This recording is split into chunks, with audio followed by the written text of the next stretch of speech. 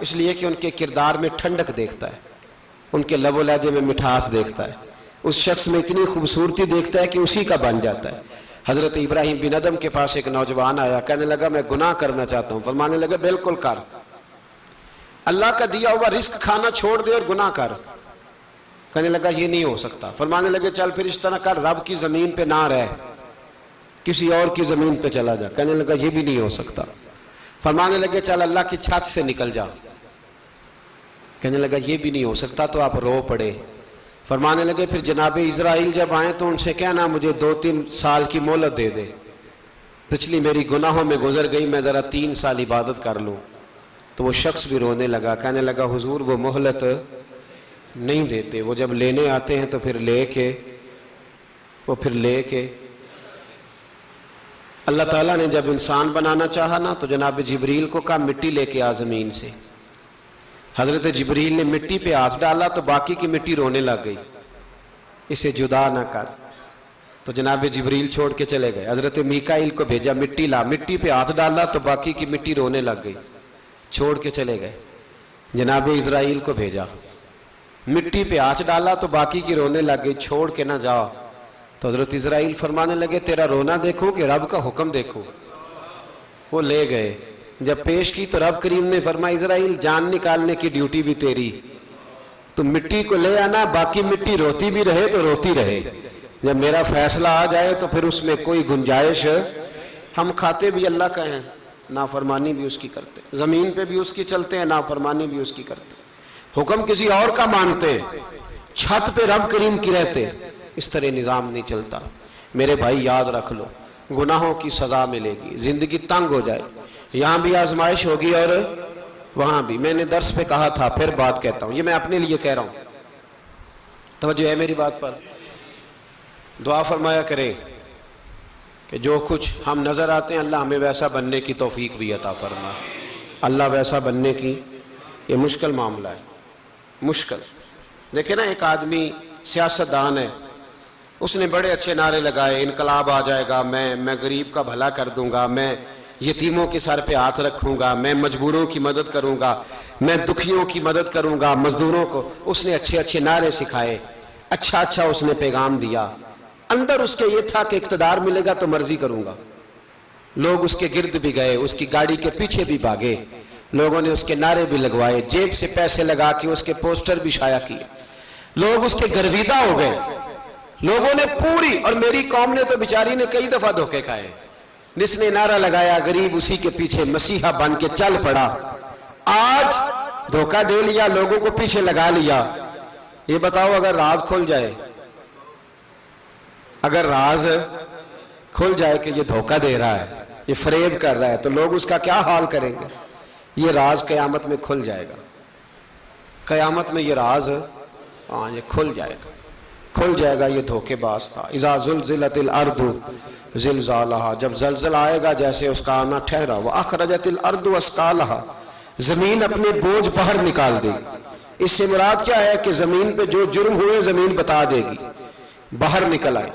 وقال الانسان ما لہا، انسان کہے گا اسے کیا ہوا، یہ تو سب کچھ بتا رہی، بوجھ باہر نکال دے گی۔ ایک آدمی پیر طریقت بن کے بیٹھ گیا، جبہ کبہ پہن کے بڑی پگڑی باندھ کے بیٹھ گیا، اچھی اچھی نیک باتیں بتانے لگا، لوگ اس کی دست بوسی کرنے لگے، ہاتھ چومنے لگے، پیچھے لگ گئے، خدمت کرنے لگے، جیب سے نذرانہ دینے لگے، اس کے نام پر لوگ اپنی جیب سے لنگر پکانے لگے، خانقاہ کی خدمت ہونے لگی، مہمان اس کے آتے، نوکری کوئی اور کرتا۔ میں نے کہا تھا شاید اپنے لیے کہہ رہا ہوں، ڈیوٹیاں لوگ کرنے لگے، حالات بدلنے لگے، لیکن اس کے اندر تو چور تھا، وہ تو دکاندار تھا، تو یہاں جو اس کے پیچھے لگے تھے وہ تو سچے تھے، انہیں تو اجر ملے گا، لیکن اس کا جب راز کھلے گا تو بڑی رسوائی ہوگی، اس کا جب راز کھلے گا تو بڑی۔ ایک میری طرح کا دیندار تھا، جو چہرے کا تو نیک تھا، اندر پتہ نہیں کیا کچھ تھا۔ ایک طوائف گزر رہی تھی، اس نے اس کو تبلیغ کر دی، کہنے لگا بس کر دے، سیانی بن جا۔ تو کسی دانشور میں لکھا ہے اس نے بڑا سخت جواب دیا اس عورت نے، کہنے لگی بابا میں تو جو ہوں وہ نظر بھی آ رہی ہوں، تو بتا جو تو نظر آتا ہے وہ تو ہے کہ نہیں؟ اس بندے نے چیخ ماری اور بے ہوش ہو کے گر پڑا. تو لوگوں نے کہا بابا آج کسی صوفی کا کلام سنا ہے جو بے ہوش ہو گیا؟ تو اس نے کہا نہیں، آج طوائف کی بات سنی ہے، طوائف کی.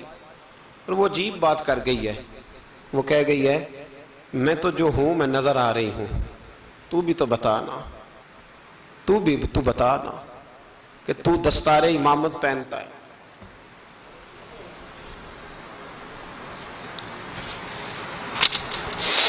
تو بتا، تو جو کہلاتا ہے تو وہ ہے کہ نہیں؟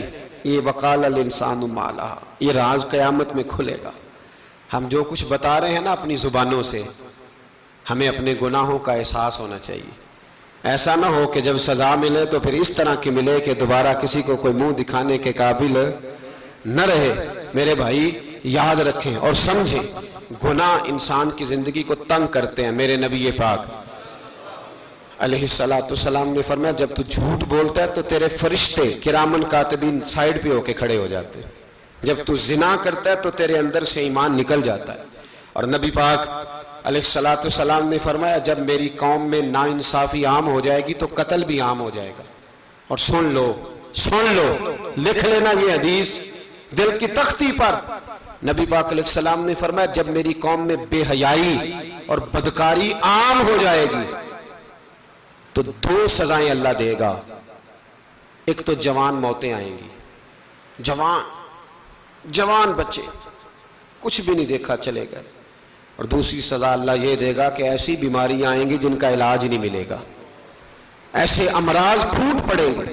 اگرچہ میں آپ کو ایسی تقریر بھی سنا سکتا تھا جس پہ آپ بہت زیادہ محظوظ ہوتے، پر میں نے اس جمعے میں ایسا موضوع چنا ہے جس کا ہمیں خاص ضرورت ہے. بھائی دیکھیں تو صحیح، کہیں ایسا تو نہیں کہ ہم ان عیبوں میں مبتلا ہیں. میرے نبی کریم علیہ السلام نے فرمایا جب تم نیکی کا حکم دینا اور برائی سے منع کرنا چھوڑ دو گے پھر اللہ تم پر ظالم حکمران مسلط کرے گا. اور اگلے لفظ اس سے بھی زیادہ سخت ہیں. محبوب فرمانے لگے پھر تمہاری نیک لوگ دعائیں بھی کریں گے تو اللہ وقتی طور پر ان کی دعاؤں کو بھی قبول نہیں فرمائے گا. اس لیے کہ تم لوگوں نے نیکی کا حکم دینا اور بھلائی سے روکنا چھوڑ دیا. عزیزو یاد رکھو جب گناہ عام ہوتے تو پھر حالات بدلتے اور لوگوں کو سزا ملتی ہے ان کے گناہوں کی. بلکہ یہاں تک لکھا ہے کہ نیت خراب ہو تو سزا شروع ہو جاتی. کیا خراب ہو؟ بولیے گا. نیت بھی خراب ہو تو سزا. حضرت رومی کہتے ہیں کہ ایک بادشاہ کو پتہ چل گیا کہ ایک آدمی نے بڑا اچھا باغ لگایا ہے، خوبصورت باغ ہے، مالٹے کا، کنوں کا باغ، بڑا پیارا. بادشاہ نے کہا ذرا جا کے دیکھتا ہوں. بادشاہ سلامت باغ دیکھنے آئے. تو اب وہ مزدور آدمی تھا، عام آدمی تھا جس نے باغ لگایا، کسان تھا. اس کو کہا کہ چند کنوں توڑ کے لایا تو بڑے پیارے لگے. 1-2 اور لایا، کھائے، بڑے میٹھے، بڑے پیارے، بڑے توانا، بڑا مزہ آیا. تو بادشاہ کے دل میں خیال آیا کہ اس پہ قبضہ نہ کر لوں باغ پہ. ہمارے ہاں نا کرائے پہ دکان دیتا نا مالک، تو جب کسی غریب کی چل جاتی ہے کہتا ہے تو خالی کر، میں نے خود ڈال لی ہے. چل گئی نا اس کی. حالانکہ رزق اپنے اپنے نصیب کا ہے، رزق اپنے اپنے نصیب کا ہے، جس کو اللہ تعالیٰ چاہتا ہے عطا کرتا ہے. تو اس کو کہا کہ اور توڑ کے لا. اور دل میں خیال ہے کہ یار اتنا اچھا باغ ہے، قبضہ کر لیتے ہیں. ہماری حکومتیں قبضہ کر لیتی ہیں کہ جو چیز اچھی لگ جائے. اب وہ کسان 2-3 کنوں توڑ کے لایا، اس نے کھائے تو کھٹے نکلے، ترش تھے. کہنے لگا تجھے کیا ہو گیا ہے؟ تو بندہ بڑا صاحب دل تھا، کہنے لگا میں تو ٹھیک ہوں، آپ اپنی نیت سے پوچھیں کہیں خراب تو نہیں ہو گئی. تو کنوں میں بھی اس کا اثر آ گیا ہے. اپنی نیتیں بگڑ جائیں نا، نیتیں. اب ایک بات کہنے لگا ہوں، غور سے سننا. جب تک 2 بھائی اکٹھے کاروبار کرتے ہیں نیت ہوتی ہے کہ ہمارا گھر چلے گا، تب تک اللہ برکت دیتا ہے. اور جب اپنی اپنی جیبیں سمیٹنے لگ جاتے ہیں نا کہ یہ میرا 5,000 ہے، آج میں گیا تھا اگرائی کرنے، یہ میرا 10,000 ہے، آج میں نے محنت زیادہ کی. جب وہ ٹٹولنے لگتے ہیں پھر اس دکان سے بھی برکت اٹھ جاتی ہے، پھر وہاں سے بھی برکت چلی جاتی ہے. فَإِنَّ لَهُ مَعِيشَةً ضَنْكَ. فرمایا جب تو میں منہ پھیر لیتا ہے پھر تیری زندگی اللہ تنگ کر دیتا ہے، پھر وہاں سے بھی برکت، خوبصورتی، اثر اٹھ جاتا ہے. ایک سنار نے گلی میں ایک یتیم چھوٹے سے بچے کو گھومتے دیکھا تو سنار بے اولاد تھا، بچے کو اٹھا کے گھر لے آیا۔ 18 سال اس بچے کی پرورش کی، اس کو پالا پوسا جوان کیا۔ سنار کے پاس وہ دکان پہ چلا جاتا، وہ کئی دفعہ دکان پہ رہتا، کئی دفعہ گھر میں رہتا۔ ایک دفعہ وہ دکان پہ تھا، بچہ گھر تھا، 18 سال کا جوان، اس کی بیوی اکیلی تھی۔ وہ جس نے ماں بن کے پالا تھا اس نے اسی پہ حملہ کر دیا، اس کا بازو بری نیت سے تھاما، بیوی چیخی۔ تھوڑی دیر گزری تو وہ نوجوان پیروں میں بیٹھ گیا، کہنے لگا اماں پتہ نہیں مجھے کیا ہوا۔ شام کو سنار آیا، بیوی چیخنے لگی، چلانے لگی، کہنے لگی آج عجیب بات ہوئی، جس کو میں نے جگر کا خون دے دے کے پالا اسی نے گندی نظر ڈالی۔ سنار محو حیرت ہے، بیوی کا خیال تھا کہ لاٹھ اٹھائے گا، ڈنڈا اٹھائے گا، نوجوان کو مارے گا، لیکن وہ رونے لگ گیا۔ اس نے کہا آج اس نے میرا بازو تھاما ہے، جانے کیا کیا ہے۔ پریشان ہونے لگ گیا، سجدے میں گر گیا، کہا تو بتاتا کیوں نہیں؟ تو وہ سنار کہنے لگا اس کی غلطی نہیں، 18 سال کے بعد آج مجھ پر بھی شیطان سوار ہوا تھا۔ ایک عورت آئی تھی، وہ اپنے بازوؤں میں چوڑیاں پہننا چاہتی تھی تو میں نے بھی گندی نظر سے ہاتھ ڈالا تھا، رب کریم نے مجھے فوراً اس کی سزا دی۔ جن کے گھروں میں بیٹیاں ہوتی ہیں ان کی نظریں گندی نہیں ہوتی، جو بیٹیوں کے باپ ہوتے ہیں، جو بہنوں کے بھائی ہوتے ہیں، ان کی نظریں گندی۔ اور اگر تو ٹیلی فون کرتا ہے، تو کسی عورت کے ساتھ تعلق رکھتا ہے تو یہ بات لکھ لے، امام فخر الدین رازی 1، علامہ اسماعیل حقی 2، مولانا جلال الدین رومی 3، امام خازن 4، امام جلال الدین سیوطی 5 حدیث کے استاد اور محدث لکھتے ہیں کہ اگر تو کسی پر گندی نظر ڈالے گا تو تیرا گھر بچ سکتا، یاد رکھ نہیں بچے گا، اس لیے کہ تیری نظر کسی کی بیٹی کو بیٹی سمجھ تاکہ تیری بچی کا پردہ قائم رہے، کسی کی بہن کو۔ یہ کیا بات ہوئی کہ تو جتنا مرضی گند معاشرے میں پھیلاتا رہے تیرا گھر بچا رہے؟ یہ کیسے ہو سکتا ہے؟ فَإِنَّ لَهُ مَعِيشَةً ضَنْكَ، اللہ فرماتا ہے زندگی تنگ ہو جائے گی تیرے لیے مشکل، تو ڈھونڈتا پھرے گا کہ میں مرنے کو جگہ تلاش کروں۔ سچی توبہ کرے، کھری توبہ کرے۔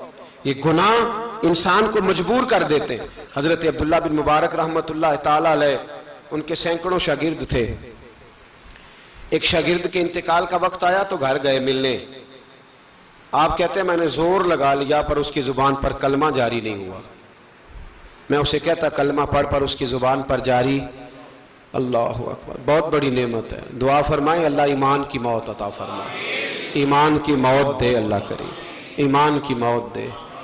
ایسے بھی لوگ دیکھے ہیں، مسجد نبوی ہے، رسول اللہ کا شہر ہے، سر سجدے میں ہے، روح پرواز کر گئی، روح پرواز۔ کتنا نصیبوں والا ہے، کتنا نصیبوں والا ہے کہ مسجد نبوی میں سر سجدے میں رکھا ہے، اور اللہ تبارک و تعالیٰ نے محبوب کے قدموں میں موت عطا فرمائی۔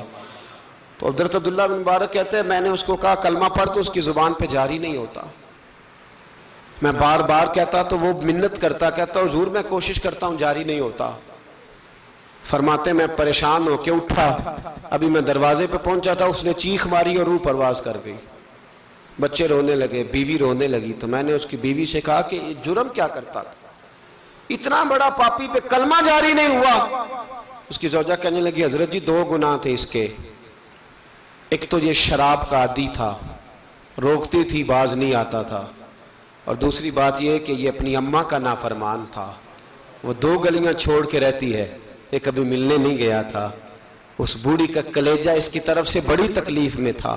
تو حضرت عبداللہ بن مبارک کہنے لگے جا تو بھی دعا کر اور اس کی ماں کو بھی کہہ دعا کرے کہ یہاں تو یہ کلمہ نہیں اسے نصیب ہوا، اللہ کرے اللہ آخرت کی منزلیں اس کی بہتر فرما دے۔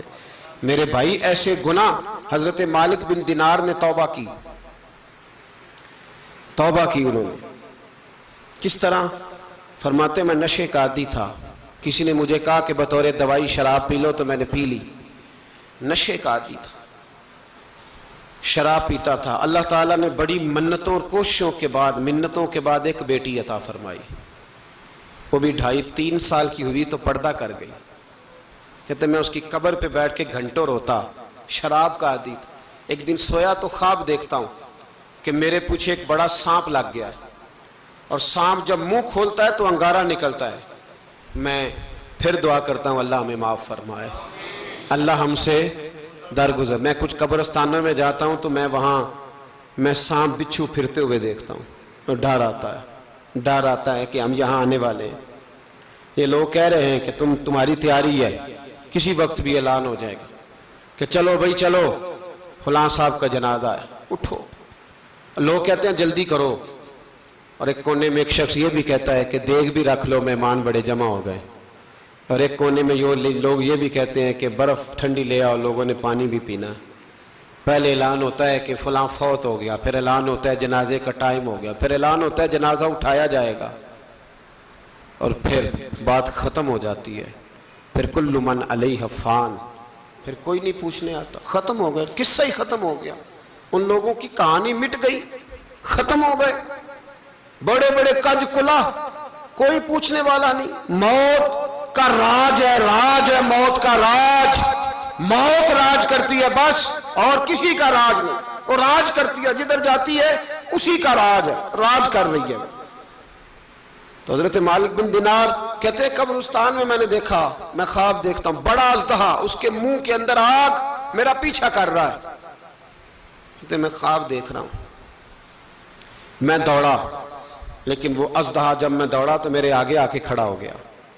میں مشرق کو دوڑا تو وہاں بھی آ گیا، مغرب کو دوڑا تو وہاں بھی آ گیا. جناب مالک بن دینار کہتے ہیں ایک بوڑھا شخص کمزور مجھے بچانے آیا، پر اس اژدہا نے پھونک ماری تو وہ بوڑھا آدمی دور جا گرا. کہتے میں چیختا تھا، چلاتا تھا. ایک پہاڑی پہ میں بھاگا گیا تو وہاں مجھے میری بیٹی ملی، مجھے فوت ہو گئی. وہ اس اژدہے کے آگے اس نے یوں ہاتھ کیا تو اژدہا پیچھے بھاگ گیا. میں نے بیٹی کو گود میں اٹھایا، میں نے کہا بیٹی یہ کون تھا؟ کہنے لگی ابا یہ تیرا برا عمل تھا، یہ تیرا برا عمل تھا، یہ تجھے کھا جاتا اگر میں نہ ہوتی. تو کہا یہ بوڑھا جو مجھے بچانے آیا یہ کون تھا؟ کہا یہ تیرا اچھا عمل تھا، پر کمزور بڑا تھا، تھوڑا تھا، یہ تیرے برے عمل کا مقابلہ کرنے کی ہمت نہیں رکھتا تھا. حضرت مالک بن دینار کہتے ہیں میری بیٹی نے خواب میں میری داڑھی پکڑ لی اور کہنے لگی ابا میں چاہتی ہوں تو صحیح ہو جا، ایسا نہ ہو کہ پھر تیرے پیچھے یہ اژدہا لگ جائے. حضرت مالک بن دینار کہتے ہیں جب میں سو کے اٹھا تو میری داڑھی آنسوؤں سے بھری ہوئی تھی.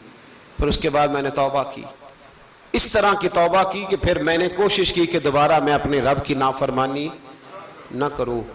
حضرت عبداللہ ابن عباس فرماتے تھے جو دنیا میں ہنس ہنس کے گناہ کرتے ہیں نا،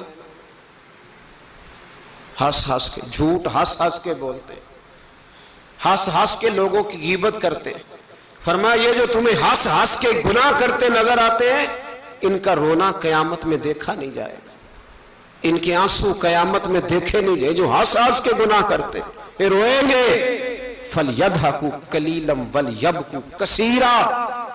رب فرماتا ہے زیادہ رویا کرو، کم ہنسا کرو.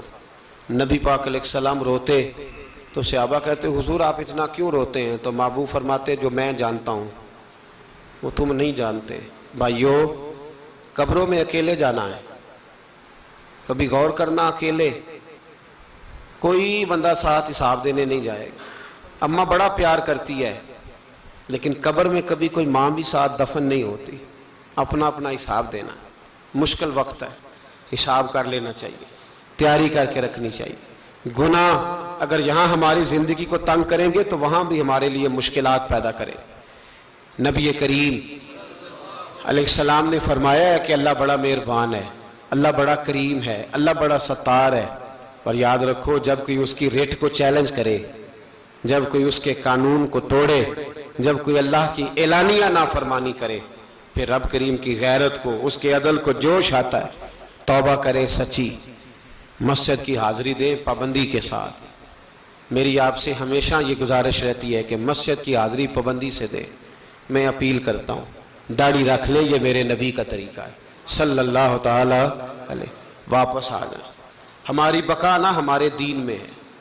کوئی نہیں ہمیں رکھے گا، کوئی نہیں رکھے گا، کوئی نہیں. میرا ایک دوست رات بتا رہا تھا کہ سعودی عرب میں ایک شخص نے 30 سال محنت کی،